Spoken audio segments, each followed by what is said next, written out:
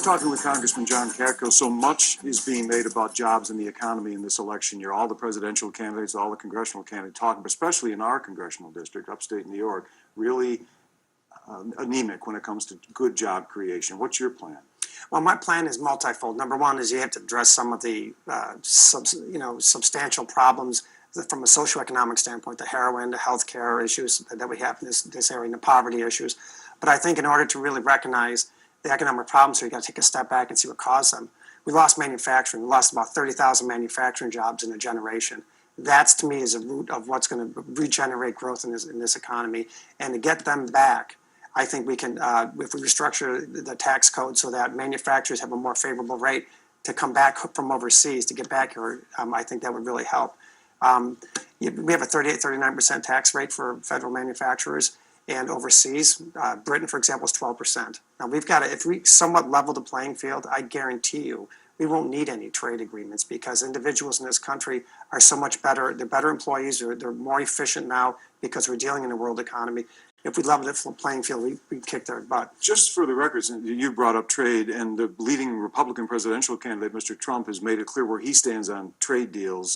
He's not a real big fan of them unless businessmen to go. What is your general position on trade? Well, I think trade agreements. I think trade agreements are problematic. I look at what NAFTA did to this area, and it created a mass exodus of manufacturers from this area. So I don't like trade. Not all trade deals are bad, but I don't like trade deals where foreign entities that have give substantive rights come in United States courts to sue American companies while they're not doing what they should at home. For example, currency manipulation, all things they do overseas that have a competitive disadvantage for us. A lot of these trade deals don't cure them, and that's what I have a problem with. I think that we should concentrate on making our manufacturing base stronger here to more favorable business environments, bring the jobs back, help the poverty issues here, and then we'll see about the trade deals and whether we even need them. When you talked about jobs and the underlying factors in the economy, you mentioned heroin as right now it's a huge problem. You've got a piece of legislation in right now, it hasn't gone through Congress, that would help on at least the supply end, right? Can you tell us about that? Yeah, it's basically called the Kingpin Bill. And what it does, it's some technical things you can do to make it easier to get someone put on a drug kingpin list, and then also to go after them and bring them to justice in the United States. The heroin epidemic is going to be solved multifold. Number one, through treatment and prevention, and also law enforcement. So you help those that are on heroin, help them get off heroin, help them get the treatment they need, which is it's nowhere near enough here.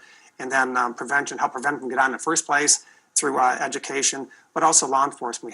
We have to take a look at the law enforcement. I mean, millions and millions of dollars a year, hundreds, billions probably a year, are coming across the borders into our country. Just none of it's made here. From your experience in law enforcement and federal prosecution, and now knowing how severe the problem is with heroin, can you weigh if it's mostly a demand reduction problem we've got, or is it at the supply end? I mean, if you could cut the demand, you could somehow get at the source, get at the cause of the addiction, which is the opiates and the overprescription of the painkillers.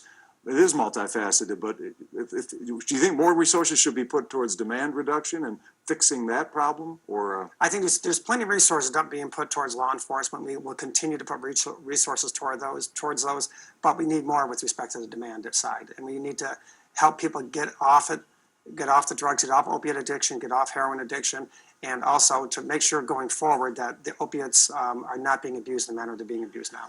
I mean, this is the news just this week about finally the Treasury has said we're going to put Harriet Tubman on the face of a $20 bill. That's pretty big news. It's huge news for me because I kind of took that as one of my battle cries when I got into office, and I submitted a bill along with Elijah Cummings. And if you remember Elijah Cummings, Baltimore was basically burning down last summer,